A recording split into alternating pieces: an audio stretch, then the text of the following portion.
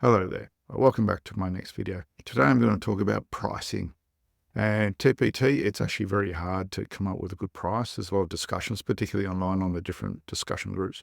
I'm just going to go through my philosophy and essentially how I actually do my pricing. The most important thing to start with when you're pricing your goods is making a minimum of $3. If you make it less than $3, you've got to pay an additional charge for that. So there's really no value in that. $3 or higher is what everything should be priced at. So before you get started, you've got to think about your niche and where you're going. Don't get put off the fact that, or get caught up in the idea that lower prices means more sales. And that's really around perception. If you think something is very cheap, you may not think it's actually very good, as opposed to something that's more expensive. It may have perception of being more valuable, even if it's not. Also, don't get caught up in the cost of individual goods. When we're looking at pricing of goods, we need to think about what they're actually going to be used for. And that's my philosophy. What value does my product bring to a teacher? Now, if you think an individual product, say you sell it for $10, you think that's a lot for one resource that may be used in one lesson. People might think that's expensive. But then you think about when they actually buy that product, they could be using it for 32 students. So cost per student is is inexpensive. If they have more than one class, say if they have more than one, say if I do a history class and they teach it for 3 classes, the cost per unit goes down again. So it actually is a good investment for them because they get a lot of value out of it.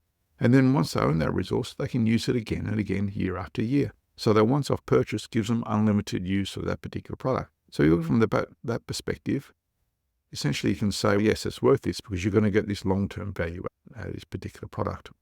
Before we actually get into it, a good thing to do is actually hop on TPT and do a quick search and have a look at doing what we call market research. If you've got similar products to other people, what do they sell them at? You do not have to follow that, but you can use it as a guide to see where the approximate benchmark or pricing is out there. Then consider the complexity and the quality of what you're producing. I've got a $4 product, which is my guided reading. I sell that, it's a single page. Some people say $4 is way too much for a single page resource. But I think about what it can do to a student. For students and for teachers, I look at how it's actually designed. Essentially, you've got the guide reading, it gives them content and background, because it's like a summary of information, it's just a history resource. Does one topic, gives a really good details of that one topic. It develops student skills in note-taking because they read through it, they do the literacy, then they dot point down each of the paragraph, 2 points from that. From there, they can actually then also do topic sentences around their different paragraphs to develop their topic sentence skills, which is one of the hardest things to get history students to do really well. So this one lesson provides lots of different skills in there. Ability to identify key information, dot pointing it, create topic sentences. Can also then be used for the basis, for example, of a research task, and they can use it for other tasks as well. You can do the basis for class discussions where they agree or disagree with it. So by adding value to this one single sheet, but I also add value by providing a checklist or what teachers can do with these resources beyond the most obvious point. So therefore, a one-page resource does a lot for a teacher, and that's the way I look at it. I don't look at it in terms of the cost of how long it takes me to build a resource. I look at the impact and the change it actually makes in the classroom for the people. In terms of cost, for the majority of us, TPT, the cost is simply time. And why may use some software and there's some cost based around that? It is your time. And you can reduce your time by creating product lines, and I'll do that in another video. But if you get one type of resource, use the same template, you can produce things a lot faster, of good quality, than if you do them individually. So I've already spoken about determine the value to the buyer. What can the product do for them? And basically you price it accordingly, what they'll actually get out of it. When I first started, I made them $4 a sheet. I've since then added to these resources. So over time, I've sold lots and lots of these resources. I think they're fantastic. I use them a lot in class. I've now then added additional resources within the product, and I'll put the price up a little bit more. By adding a little bit more and adding more value, I can charge a little bit more for the same particular product. So what you need to track once you've got these in place, you need to run them for a little while. So these products, as I've said in other videos, they tend to get about a 15% conversion rate. So it's actually very good because they're unique. No one really else does it. They're my style and the type of resources they make.